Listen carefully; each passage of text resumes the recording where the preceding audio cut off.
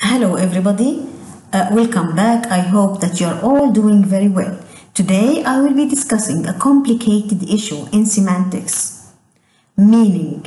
Meaning is an abstract notion, the study of which is really not that simple and can't be straightforward. In fact, its complexity is controversial.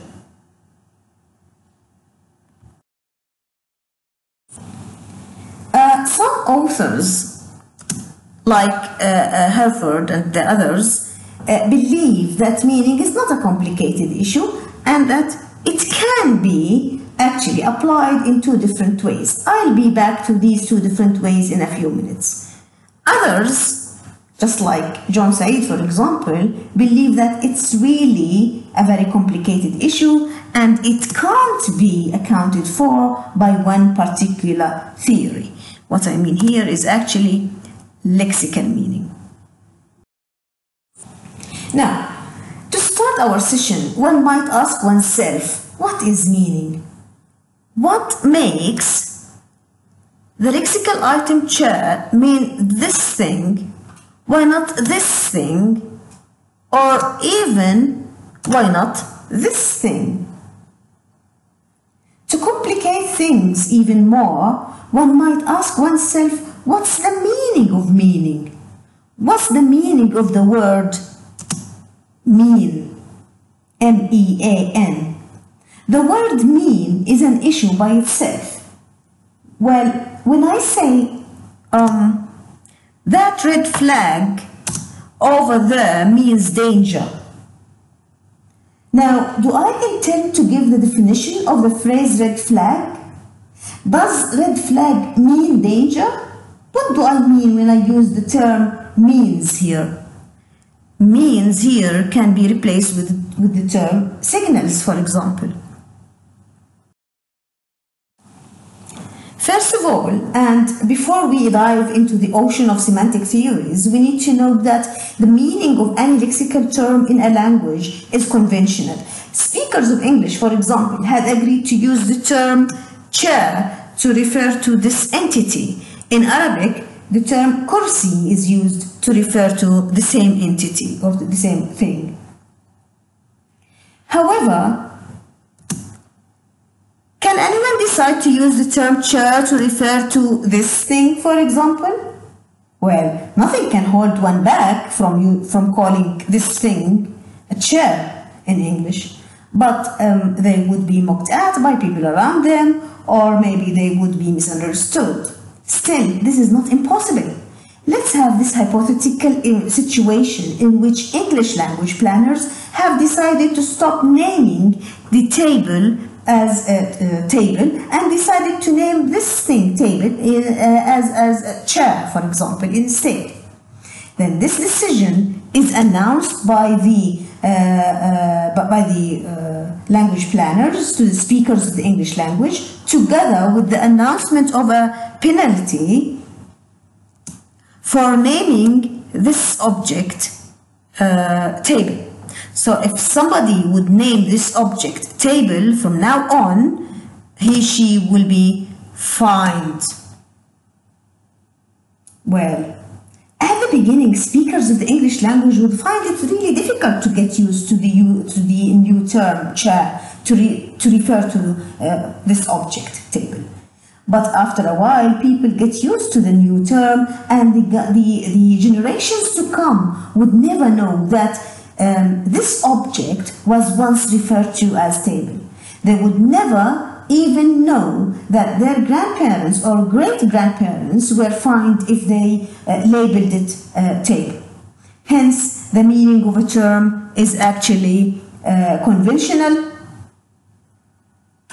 and there is actually no relationship, no reason why a label or a term is connected to a particular object or notion or a living thing, and that is what is meant by the arbitrariness of language. Now, let's go back to our question, to our main question, what is meaning? John Said tries to answer this question by introducing us to theories of meaning, each of which has some flaws. Some believe that the meaning of a lexical term is its definition in a dictionary. However, John Said believes that the definition theory is not accurate. It's not an accurate theory that accounts for meaning, that can account for the meaning of a word or a lexical term for the following reasons. The first one is circularity. If you need to look up a word in a dictionary and you come across a difficult word within the definition, you find yourself looking up the meaning of that word. In other words, you are looking up the meaning of the meaning. And let's suppose that you, once again, come across a difficult word within the definition of the definition. You will be obliged to look it up again. Okay, let's have a look at this example. Let's have a look at the word honest, for example. You come across the word honest, you don't know the meaning of the word honest, so you check it, you look it up in the dictionary. You find that Oxford defines it as often telling the truth.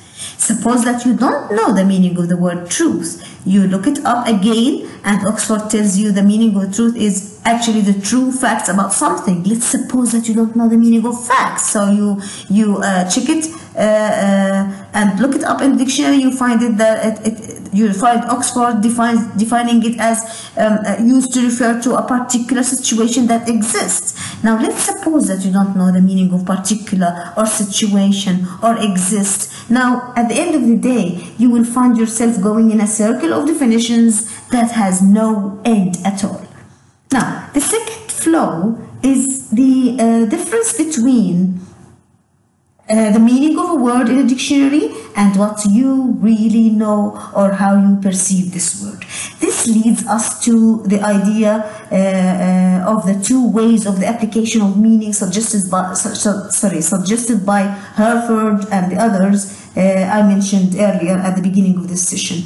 The first way of the application of meaning is linguistic knowledge. That is to say, the linguistic meaning of a term which can be found in a dictionary. The second way is speaker's meaning of a term, which is also called the encyclopedic knowledge by John Said, which is what you already know about a term. Now, what if we have a contradiction between these two types of knowledge? Let's have a look at the following example again used by John Said. Okay? Suppose that a friend of yours came to you one morning and told you, I dreamt that night that I was swallowed by a whale. Now, what if your knowledge or your friend's knowledge of whales contradicts or differs from the linguistic knowledge of the term? What if you think that, or your friend thinks that a whale is a big fish, while the dictionary defines it as a very large mammal lives in the sea and looks like a fish? Could this difference or contradiction cause any misunderstanding? You might be thinking of the importance of such a contradiction of knowledge and its influence on the conduct of communication between two people conversing, right? After all, you might say, that they understand each other in spite of this difference. So what's the point of raising such a flaw? You're right. This doesn't mean, however, that such a loophole does not exist when we want to accept definition as a theory of meaning. It's there, after all. Now, the third flaw is context. Everybody knows that the meaning of a term may be affected according to the context in which the term is used. Can you find a dictionary that lists all possible meaning of a word in all different but possible contexts? I will leave it. I will leave the question for you to answer. To conclude, there is much more to the meaning of a lexical term than its meaning, than its definition in dictionaries. A definition cannot be the whole story. Well, next session I will be discussing another theory of meaning. For those who are interested these are actually the references that I used today.